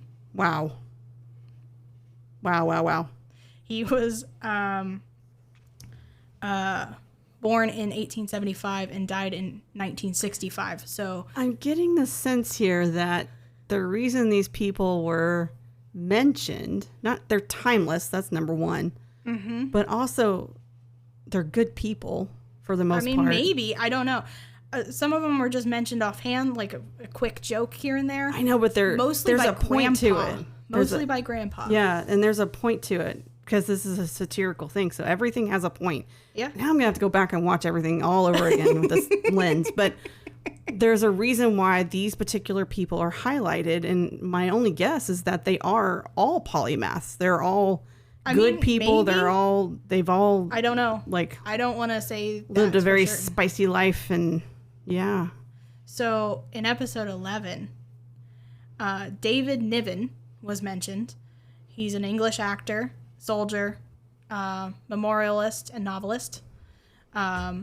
He was said to be in a movie with Tuesday Weld, who now currently is a retired actress, but back then she was acting. She began acting as a child and progressed into mature roles in the 1950s. They were never in a movie together. Oh, how funny. David Niven and Tuesday Weld, never in a movie together. How funny. That'd be some investigation as to why they were mentioned together. They've created this fake movie. I think part of it was because David Niven was older at the time. And then Tuesday Weld was younger. She was in her 20s probably at the time. 20s, 30s. So she was supposed to be the siren? Seductress. Yeah, because of the episode that's about is Lily thinks that Herman has a wandering eye or has some kind of... Just be secure in your relationships, people. And communicate, right? Ask questions. Ask questions. Seriously, okay. In episode 12, Louis Pasteur was mentioned. He was a French chemist, pharmacist, microbiologist, renowned for his discoveries in the principles of vaccination, microbial fermentation, and pasteurization. The last of which was named for him. I can't remember why it was mentioned. But probably something he was doing in the lab. I don't remember. In episode 14, this one I do remember. In episode 14, on the box that Grandpa's trying to break out of, it says Reardon and it's crossed out. It says Thurston and it's crossed out, and then Houdini and it's crossed out. Oh. So they were all prominent magicians and illusionists in the 20th century. So the thought is that box was, used by all of them. And now Grandpa has it. Of course. Basically an antique at this point. Really? Yeah, it is. In episode 18, Lizzie Borden was mentioned. She was an American woman who was tried and acquitted in 1892 for the axe murders of her father and stepmother in Massachusetts. No one else was ever tried for that murder, and despite being ostracized from the other residents of the town, she remained there. Her story is very interesting. It really is. And I do encourage people to look her up and get the full story on different avenues of... So what most people probably know her from is the rhyme. Lizzie Borden took an axe, gave her mother 40 whacks. When she saw what she had done, she gave her father 41. Which is really funny because none of those numbers are accurate. No. The stepmother suffered 18 or 19 blows, and the father took 11. Yeah. So none those numbers are wrong. There's so much to her story. It's been investigated multiple times by different kinds of people. And I won't say all the details that I have There's learned. A lot to it. And there is a lot to it. You can watch and documentaries and whatnot. Not a lot of it can be corroborated. No, you can't verify any of it. No. So it's all just theory. Theory and hearsay. Yeah, and that's why a lot of shows use this, right? Because there's a lot of mystery behind it. There's a lot of mystery behind it, yeah. It's even in Warehouse 13 later in the seasons. Yeah. Lizzie Borden is mentioned. Yeah. Anyway, in episode 18, Galileo, Columbus, and David Susskind were all mentioned back to back. Grandpa says that we're all of that wrapped into one because they were talking to Mars, quote unquote. Oh, yeah. So Galileo was an astronomer, physicist, and engineer. Columbus was an explorer, navigator. Supposedly found America. He did not, people. Anyway. Right. And then David Susskind was an American producer of TV movies and stage plays as well as a talk show host. Oh my goodness. So I found it funny that those were the three that they decided to combine. I'm just thinking of I think it was in the 1950s, maybe the late 40s when they did War of the Worlds on the radio. I wonder if Susskind had anything to do with that. I don't know. I didn't look too far. Yeah, that's where my head went, was in that vein. And he wasn't the only one. There was a lot of other fantastical stories. It was quite common back then to have out of this world, literally, kind of stories. Yeah, of course. Because that's all you had was you sit around the radio and listen to these stories. Yeah. Or read books. Yeah. So I have three more. Bear with me, people. They're all in episode 19. So Robert Young was mentioned. He was an American film, television, and radio actor, best known for his leading roles as Jim Anderson, the father character in Father Knows Best. Mm-hmm. As well as in Marcus Webley, MD, playing Marcus Webley. Mm-hmm. Thought I'd recognize that name. Webley. Also in episode 19, Mitchell Miller, or Mitch Miller, as it was mentioned in the episode, he was an American choral conductor, record producer, record industry executive, and professional oboist. I can't remember why he was mentioned, but he was mentioned. And then lastly, in episode 19, Stan the Man Musial was an American baseball outfielder and was a first baseman. I did not dig deeply because I do not care for sports. Right. Okay. I am done with my people. I do have random miscellaneous, but would you like to do your miscellaneous first? Sure. Because you've mostly just been listening to me talk. Right. So the way I did this was I was watching the shows, and anytime I had a question about something, I just went back up in the top part of my notes and just wrote the question. Okay. So now I have these questions that have like highlighted answers next to them. So I'll just blurt them out. So I was really interested in how this was filmed and you know, the background of all of it all. And the city in which they're supposed to live doesn't exist. In fact, I think some of the city... It's supposed to be LA, I thought. It's a suburb outside of LA, and it's called Mockingbird Heights. Yeah. And they live on 1313 Mockingbird Lane. Mm-hmm. Yeah. And I didn't look this up, and it might be something to look up later, but the street scenes for like the town and stuff, I recognize, or it seems to recognize from other shows, obviously, but specifically the Andy Griffith Show, possibly. And I didn't know if they used the same set or not. Possibly. I'd have to go and look. Yeah, I didn't get time to look for that either. I didn't write the episode for this. Early in the episodes, because this is all in order, Grandpa is like trying to put things together and do stuff in his lab and stuff, and Lily asks him, "What are you using? War surplus parts?" And I was like, "What the hell is that?" So I went and looked it up. And at the end of World War II, I did not know this happened, but at the end of World War II, which was in September of 1945, by March of 1946, the United States began selling off and liquidating their surplus parts that had been manufactured for the war. Oh, wow. Yeah. I mean, that makes sense. And it was through something called the War Assets Administration. So it was a group that they formed to organize this and get it done. Team, yeah. A task force, tiger team, whatever. Basically. Yeah. So I thought that was interesting. I didn't know anything about that. So that was in history that I learned. And then some of the observations I had is that through episodes 2 through 5, Marilyn, the actress Beverly Owen, wears headbands. Yes. And I was like, what the hell is she wearing a headband for? And it was because she was a brunette and the wig didn't fit properly. So she had to cover the line of her wig with a headband. Pat Priest was a blonde, right? I think so. Yeah. Yeah. They casted her as, as the blonde, but Beverly Owen was a brunette and didn't change her hair color. So yeah. That was that is interesting. This is why you gotta find good wigs.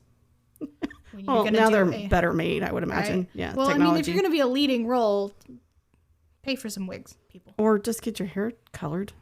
Well, I understand as an actor not wanting to do that because you will kill your hair if you do that. Well, and the chemicals back then. Oh my gosh. Well, even nowadays, you will kill your hair trying to keep the blonde the exact same for weeks. Yeah, because going blonde, you're stripping. Literally stripping color from your, and which means you're stripping layers from your hair. Yeah. Yeah. Okay. That's a whole other conversation. So the next question I had for episode 7 was, what is the Board of Education? Because I was like, that doesn't sound right. But in the United States, Board of Education typically refers to a governing body responsible for managing public schools within a specific district or state. Yeah. So it's a smaller group it's not the education department, like the federal education department. No, it's the education smaller board for that district, I assumed. Yeah. That's where you get like the superintendent and stuff. Yeah, it's that kind of thing. Anyway, I just thought that was interesting. In episode 8, there is a comment about, I have that. quote. Let me go back to the quote. There's a quote? Yeah. This Chinese tea always acts up when I put it in the Russian samovar.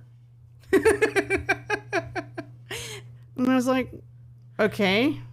So there's a lot in that statement, right? There is. And I think it's because of the Russian-Chinese relationship at that time. Look at you, smarty pants. Yes, it has to do with that. So I had to look it up because I was like, what was it like back then between China and Russia? And it wasn't called Russia back then. It was called the USSR, which stands for the Union of Soviet Socialist Republic, which I grew up when it was USSR. Don't remember learning that. It was always called USSR. So, putting these things back into my head because I'm sure it was in the books or something. It was. I was learning. But during the Cold War, China and the USSR were rivals after what's called the Sino-Soviet split in 1961. So this was made in 1964. So it's very new. They were competing for control of the worldwide communist movement. Yeah. So there was Cold War stuff. Yeah. There was a serious possibility of a major war between the two nations in the early 1960s. A brief border war did take place in 1969, and the USSR officially dissolved at the end of 1991. Yeah. Which I didn't remember it was... that late? Yeah, that late in time. Really late. Yeah. So I do have a thing for the samovar. Aw, you take it away from me. Oh, go ahead. Because I had samovar too. Okay, do the samovar. Which, okay, I'm just going to say, when I hear the word samovar, I don't think of the Munsters, even though that was funny that was in here. Do you think of Grace and Frankie? I think of Grace and Frankie. That's what I think of. When they fight over the damn samovar. Because they fight over the samovar and then they put Babe in it. Right, yeah. We'll eventually talk about that show. Yes, we will. Yeah, a samovar is a metal container, typically urn-shaped, and it's actually really ornate and tall. It is. And it's used to boil and store hot water, which I did not know. And I was like, now I need one. And it's often for tea. It is traditionally Russian, but it's also found in Eastern Europe and parts of the Middle East. Samovars are designed for efficiency, boiling water quickly, and keeping it hot for extended periods. Well, so actually, it's not you don't put the tea in the samovar? No. It's hot water. It's and you water. put the tea kettle on top, and that heats up everything. Wow. Yeah.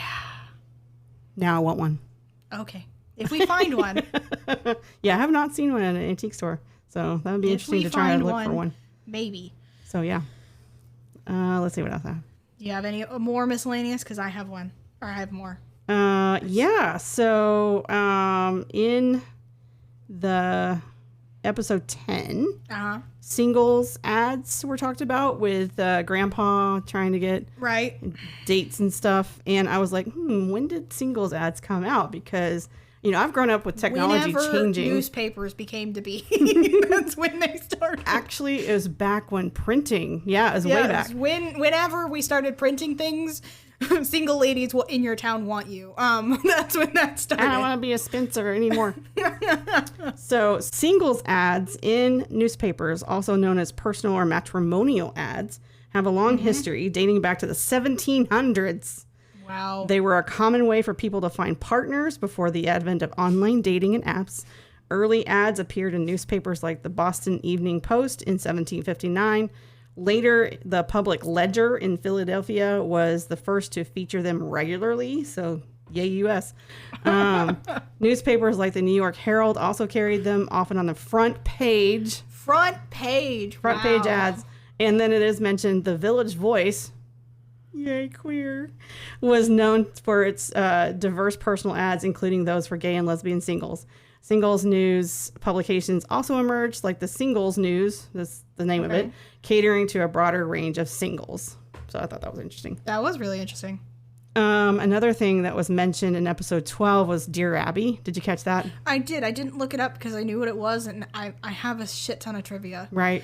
I also know what it is because I grew up with Dear Abby. I actually grew up reading it, and now it makes sense, being a therapist. So, yeah. And being human condition is one of my special interests. Dear Abby was a popular advice column and was created and written by Pauline Phillips, later known as Abigail Van Buren, in 1956. So it was brand new, nearly, for this show. No, it had been around for almost a little while. 8 years now. But it's been around since then. So it's... Oh, yeah. Yeah. It was first published in the San Francisco Chronicle and quickly became the most widely syndicated newspaper column in the world, not just the U.S., in the world. So that means it gets translated, which is awesome. Phillips chose the pen name Abigail Van Buren by combining Abigail from the Bible with the last name of former U.S. President Martin Van Buren. Who knows what the logic is there? Why? I don't know. She's not alive for us to ask her. The column was syndicated by McNaught Syndicate from 1956 until 1966, then moved to Universal Press Syndicate. By 1987, over 1,200 newspapers were running the column. Man, that's an achievement. That's a lot. Yeah. Wow. No wonder it got Go, popular. Pauline. Way to make yourself success, especially in the 50s. Right? Yeah. It has carried on to present day, and where Dear Abby continues by Philip's daughter. So her daughter has taken it on. Yeah. I don't know if it's going to continue because Philip's daughter should be. I didn't realize it was still going. My age now. So I think most people would just ask Reddit. It is possible it might phase out. Yeah. Let's see back. Oh yeah. See, it's all this has to do with newspapers. So in episode 17, there was a mention of, the Munsters address being published in the newspaper. And I was like, did they really do that from a security perspective? I'm like, yeah, they should not do that. I bet it was in the phone book too. Well, so phone book makes sense, right? But you'd have to have some information to look up addresses in the phone book. You'd have to have a last name. You have to have, and if there were 5,000 Munsters, you wouldn't know which one to pick. So it just mattered. You'd have to have some information. Right. So in the 1960s, it saw development of the privacy law with legal scholar William S. Prosser outlining 4 privacy torts in 1960, which still influence privacy law today, according to the University of Michigan. So, no, they would not put your address in the newspaper. That was likely a satirical comment on something. Probably. For some, from some other show or something that they were, now that I know the satire, behind it. So no, that was not happening back then. So I was like, whew. I mean, I would be not surprised if I have one more. Okay, one more. And then I have some. Oh my God. Episode 18, we see Herman playing around with a ham radio. Yep. And for those of you who do not know what a ham radio is, it is a makeshift radio that you can connect on certain frequencies, and you have your own registered call sign, stuff like that. This is before the internet. Yeah, you have to be licensed. Yeah. There's lots of registration stuff for it. But it was invented in the 1890s and used in mainstream in the early 1900s. The term ham radio, there's a lot more history to it that I didn't go into. But the term ham radio, because I was like, why is it called ham radio? Because if you look up ham radio, it comes up with amateur radio, which I thought, okay, that's not ham. But it is ham. It's just ham is like the slang for it. It is. It likely originated as a pejorative term used by professional telegraphers to describe inexperienced or unskilled amateur radio operators. This ham term, potentially short for ham-fisted, implying poor skill, was later embraced by the amateur radio community as a term of pride. Right. That makes sense. And now when you say ham radio, people know what you're talking about. For the most part, yeah. The technology for it, yeah. And it's still a thing. It is still a thing, People still do ham radio They stuff. did it at my college. Oh. They had a class that you could take. It was my jaw's on the floor. I'm surprised. It was an extra thing. Yep. Okay, cool. I don't think they do it anymore, but... That's all I got. That's all the notes. All right. I do have a little gem for the very, very end, though. Okay, we're not there yet. No. Because I have my trivia now. Right. Because my trivia is different than your trivia. So stay with us, because I've got a little gem at the end. Just a tiny one. Okay, episode 3. The Jolly Green Giant was mentioned. So the Jolly Green Giant was the iconic, or is... I think still is, the iconic mascot for the Green Giant Vegetable Company. Ho, ho, ho, Green Giant. Yes. You had to do it, didn't you? I did. I had no choice. Very tall, cartoon-like character, symbol for the company's frozen vegetables. Yeah. There's actually a 55-foot statue of the Jolly Green Giant in Le Sueur off the Minnesota River Valley area. That tracks. Yep.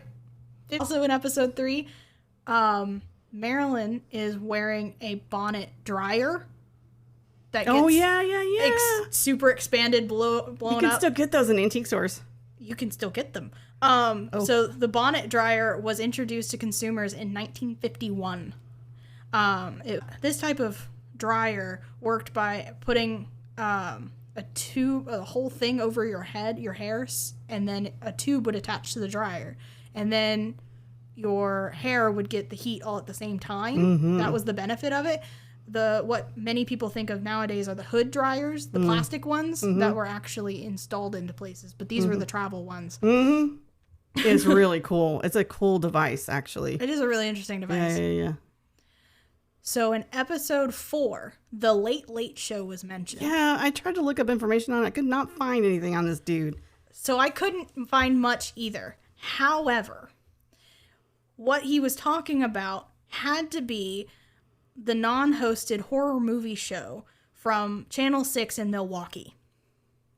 It had to be that, because that's the only thing that makes sense with what he said. Okay. Because he was talking to Lily and was like, oh, I thought you were definitely on the Late Late Show because she's a vampire. Oh. And that's what they had 65 episodes, as far as I'm aware, about different horror things. Okay. And it ran for a year. That's what I found. There's very little on the internet about it. There is. But yeah. Yeah. No, I didn't find anything. I may even got the name wrong of the dude that they mentioned in the. I don't know. There is no dude. It was the Late Late Show. That's it. Oh, I had written the name down. So okay. No, he was like, "Weren't you on the Late Late Show?" I had written down Late Show, like so 3. there is another one. There's another one where they mentioned Late Late Show. Ah. But I couldn't find anything that was called 3 Lates Show. I couldn't find anything on that either. So I gave up on that one. Right? Yeah. In episode 5, My Little Margie was mentioned. I don't know what that is. So My Little Margie is an American television sitcom starring Gail Storm and Charles Farrell that alternated between CBS and NBC from 1952 to 1955. Can we just say how significant Gail Storm? The name Gail Storm. That's fabulous. That's a fabulous name. That's like superb. Right? I mean, how do you just not mention how fantastic Gail Storm is just great. Yeah. Anyway, My Little Margie premiered on CBS as a summer replacement for I Love Lucy. Ooh. It was set in New York City. And it stars Gail Storm as the 21-year-old Margie Albright and the former silent movie star Charles Farrell as her widowed father, 50-year-old Vern Albright. They share an apartment together in Carrollton Arms Hotel. Interesting. There's other people, other things involved, neighbors and his boss and things like that. But that kind of gives me Only Murders vibes with the Astoria Hotel. I don't think or whatever it's that. That building is. I don't think it follows that kind of idea. No, it's a different genre, but yeah. Totally different genre. I was just thinking about people living in the same. Something interesting, though, is in an unusual move, the series, which had the same leads, aired the original episodes on CBS radio concurrently with the TV broadcasts, because it was a radio show first. Like a podcast with the show? Yeah, it was both. Wow. It was interesting, from 52 to 55. And Very interesting. There's only 23 recorded broadcasts of that. That's very cool. I think that's cool. Yeah. Episode 10, Black Widows. The spiders or the people? So my question was, why do we call women Black Widows? Like, who are killers, right? Right. Why do we call them Black Widows? It comes from the myth that Black Widow spiders, females, eat their males. Eat the males. That's a myth? After sex. Yeah, it's a myth. It's not a thing. Like, it might rarely happen, but it doesn't actually happen. She's not so ravenous after sex that she needs to eat her partner? Oh, okay. No. So, but the myth continues with the, I mean, it's even on like the FBI website and stuff that's what you call Black Widow. Or that's what you call female killers. Wow. It's like a category. It's Black Widow. Anyway, I found that interesting. That is very interesting. Okay. Yeah, so it's a myth. Black Widow spiders do not eat their males. The male counterparts. In episode 11, Herman mentions not doing a stop signal before hitting an intersection. He just stops. And I was like, okay, what does that mean? Because brake lights are a thing. Why do you need to have a stop signal? Right. So brake lights weren't... I went through a whole deep dive on brake lights. So brake lights weren't always a thing, number one, but that was really early on. And then car manufacturers started putting them on, and there would be only one, but sometimes they would be in a really low spot that you couldn't see them. Oh. And then there would be two. Then they eventually moved on to two, and now there's three nowadays.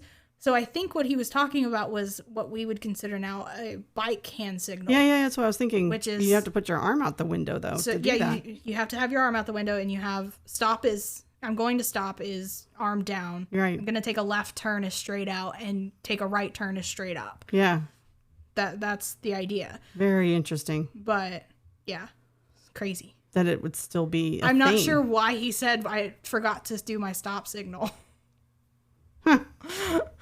Because it's not brake lights. I mean, if you can conceptualize these people have been living for 100 years or more. I mean, there is a possibility. It makes sense that they might have some habits that come forward into this current time.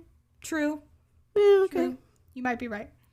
In episode 12, I think it's Grandpa who mentions don't be a doubting Thomas. I had no idea what that was, so I had to look it up. And a doubting Thomas is a skeptic who refuses to believe without direct personal experience.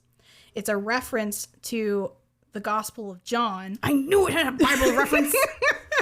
I was like, this must have to do with religion. The Gospel of John's depiction of the Apostle Thomas, who, in John's account, refused to believe the resurrected Jesus had appeared to the 10 other apostles until he could see and feel Jesus' crucifixion's wounds. Yeah. Yeah. There's probably some cobwebby...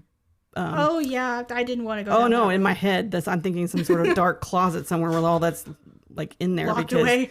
Yeah, that's why I was like, this has to be a religious reference in my head, and you go, yeah, this has to do with this one. Yeah. Okay, neural pathways are working.